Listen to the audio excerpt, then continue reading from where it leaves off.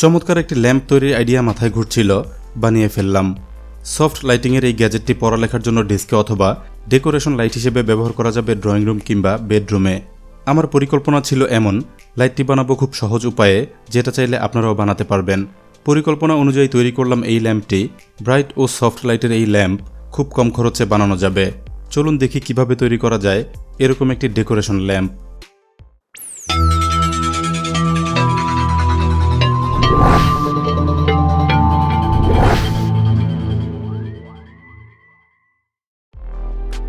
সহজে পাওয়া যায় এরকম কিছু উপকরণ ব্যবহার করেছি।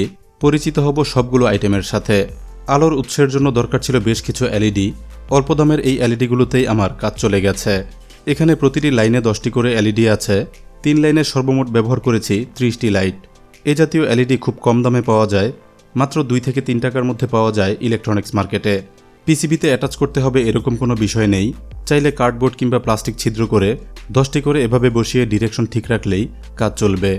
এখানকার প্রতিটি 3 ভোল্টের এলইডি প্যারালাল সংযোগে এমনভাবে রেখেছি যেন ডিসি 3 ভোল্টেই সবগুলো একসাথে জ্বলে।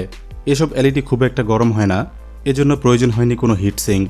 এরপর দরকার ছিল একটি লিথিয়াম ব্যাটারি। ঠিক যেই স্টাইলে ল্যাম্প তৈরি হবে সে মোতাবেক বেছে নিতে হবে সঠিক আকারের রিচার্জেবল ব্যাটারি। আমি ব্যবহার করেছি ছোট্ট এই ব্যাটারিটি। ব্যাটারি কেনার খরচ কমাতে চাইলে ব্যবহার করতে হবে 18650 মডেলের এ জাতীয় কমন ব্যাটারি, যেগুলোর ক্যাপাসিটি অনেকটাই বেশি হয়। আমি আপাতত এটাই ব্যবহার করব।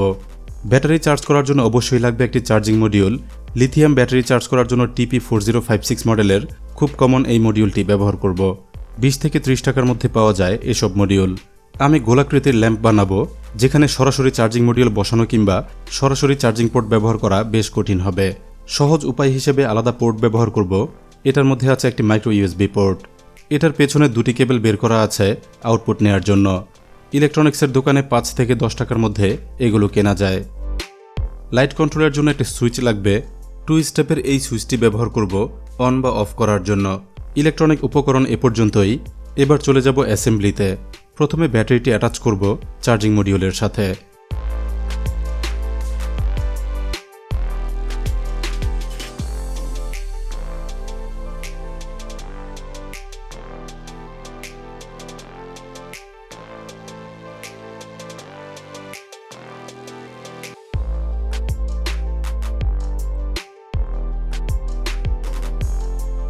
এরপর এলইডির সেটআপ কানেক্ট করব আউটপুট প্রান্তে। এখানে নেগেটিভ প্রান্তটি সরাসরি কানেক্ট করব। পজিটিভ কানেকশনের সুইচ ব্যবহার করব চালু বা বন্ধ করার জন্য।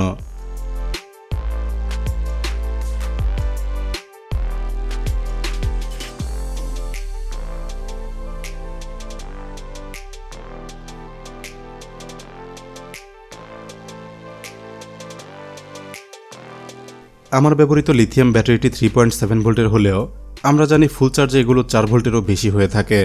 3 ভোল্টের এলইডির জন্য এক্সট্রা কোনো সার্কিট ব্যবহার করিনি, কারণ ঠিক এই সেটআপে এলইডিগুলো লম্বা সময় চালিয়ে দেখেছিলাম, খুব বেশি গরম হয়নি, এমনকি একটিও নষ্ট হয়ে যায়নি। চার্জিং মডিউলে পাওয়ার ইনপুট দেওয়ার জন্য এক্সটার্নাল মাইক্রো ইউএসবি পোর্টটি এবার সোল্ডার করব। পোর্টের 2 পাশে সোল্ডার প্যাড আছে। মাইক্রো ইউএসবি কেবল কানেক্ট না করেও এখান থেকে 5 ভোল্ট ইনপুট দেওয়া যায়।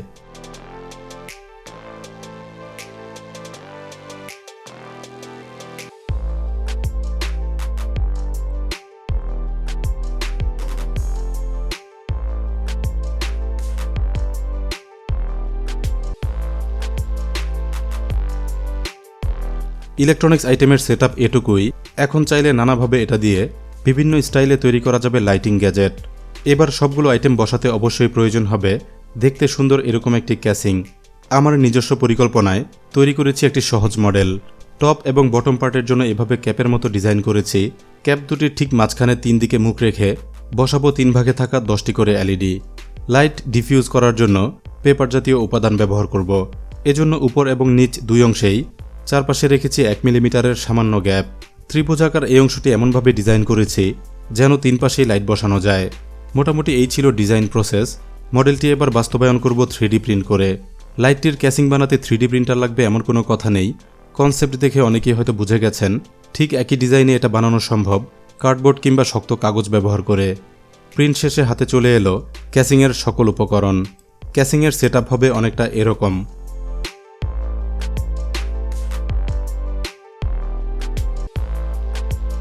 অ্যাসেম্বলির আগে প্রিন্টেড আইটেমগুলো চেক করব। সুইচ এবং চার্জিং পোর্টের জায়গায় দেখা যাচ্ছে কিছু সাপোর্টিং ম্যাটেরিয়াল, এগুলো খুলে পরিষ্কার করে নেব।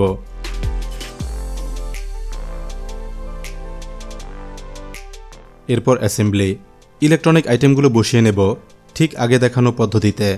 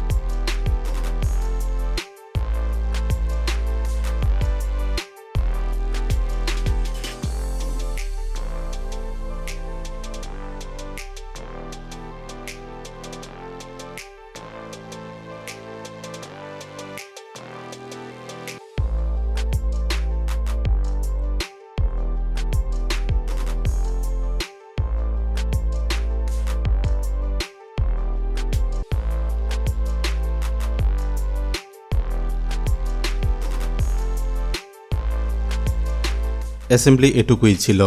এবার দেখে নেব ঠিকভাবে কাজ করে কিনা।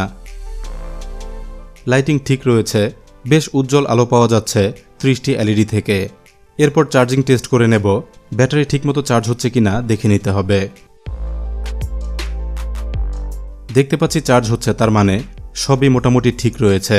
এলইডির আলো ডিফিউজ করতে, অর্থাৎ লাইটিং সোর্স যেন দেখা না যায় এজন্য ঢেকে দিতে ব্যবহার করব পেপার জাতীয় ডিফিউজার। এ জাতীয় লেমিনেশন পেপার ব্যবহার করা যাবে যেগুলো হয় অস্বচ্ছ এবং আলো ছড়িয়ে দেয়। এ জাতীয় পেপার একটু দূরে নিলেই লাইটিং সোর্স তেমন বোঝা যায় না। একই রকম পেপার না পেলে ট্রেসিং পেপার কিংবা চাইলে পাতলা কাগজও ব্যবহার করা যাবে। পেপারটি এবার সঠিকভাবে বসিয়ে উপরের ক্যাপটি ভালোভাবে আটকে দেব।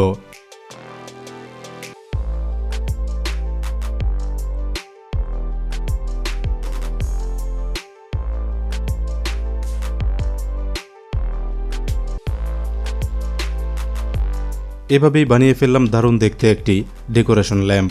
ড্রয়িং রুম কিংবা বেডরুমের সৌন্দর্য বৃদ্ধিতে সফট লাইটিংয়ের এই গ্যাজেটটি দেখতে খুবই সুন্দর। এটার লাইটিং সোর্স খুব একটা বোঝা যায় না, দেখে মনে হয় পুরোটাই জ্বলছে। শুধু ডেকোরেশন লাইট নয়, চাইলে রিডিং ল্যাম্প হিসেবে এটা ব্যবহার করে লেখাপড়া করা যায় সফট আলোতে।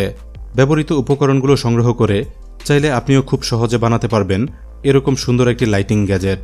এটা ব্যবহৃত এলইডিগুলো খুব বেশি বিদ্যুৎ খরচ করে না। ভালো একটি ব্যাটারি ব্যবহার করলে একবার ফুল চার্জে একটানা জ্বলবে লম্বা সময় ধরে। আজকের ভিডিওতে দেখানোর চেষ্টা করলাম অল্প খরচে কিভাবে তৈরি করা যায় দারুণ একটি ডেকোরেশন কিংবা টেবিল ল্যাম্প। আশা করছি ভিডিওটি সবার ভালো লেগেছে।